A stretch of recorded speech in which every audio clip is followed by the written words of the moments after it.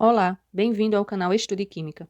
Vamos responder essa questão da Unifor, onde fala o seguinte: para a reação entre os gases abaixo, obtiveram-se os seguintes dados sobre a velocidade inicial, com respeito à concentração inicial dos reagentes.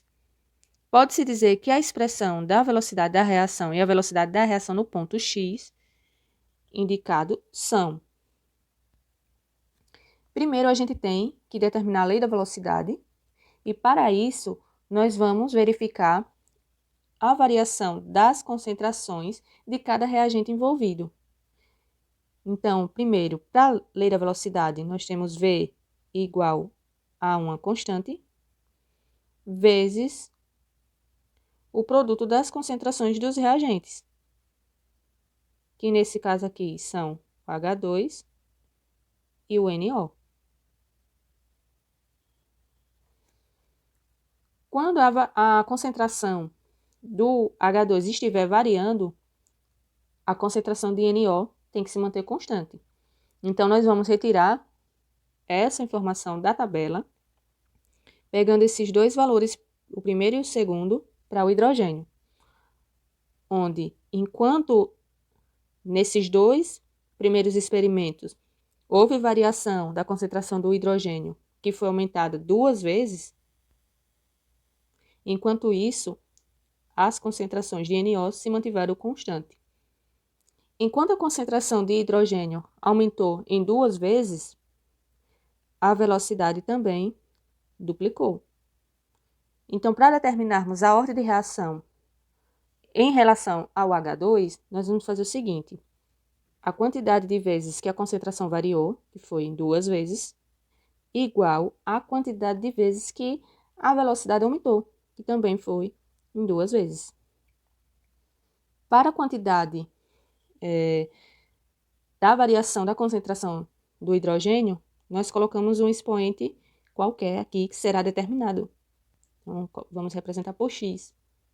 Enquanto que, como essa variação da concentração ela foi igual 2 vezes a variação da velocidade, nós vamos utilizar aqui como expoente o 1, porque qualquer número elevado a 1 é igual a ele mesmo. Então, nós podemos cortar esses dois valores e vamos obter x igual a 1. Esse 1 aqui, ele representa a ordem de reação em relação ao hidrogênio, ao H2. Então, a gente não precisa escrever aqui a ordem de reação do H2, porque é de ordem 1. Vamos agora calcular para o NO. Então, enquanto a concentração do NO estiver variando, a do H2 tem que estar constante. Então, onde isso acontece?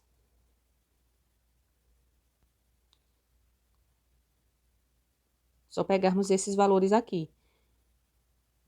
Do experimento 2 e 3, nós temos que a concentração do NO ela aumentou 2 vezes, ou seja, duplicou, enquanto que do H2 se manteve constante. E o que aconteceu com a velocidade? Entre o experimento 2 e 3, a velocidade ela aumentou 4 vezes. Então, vamos determinar a ordem de reação em relação ao reagente NO. Então, como a concentração ela variou 2 vezes, 2 elevado a um determinado expoente, y, igual a quantidade de vezes que a concentração aumentou, que foi 4 vezes. Vamos decompor o número 4,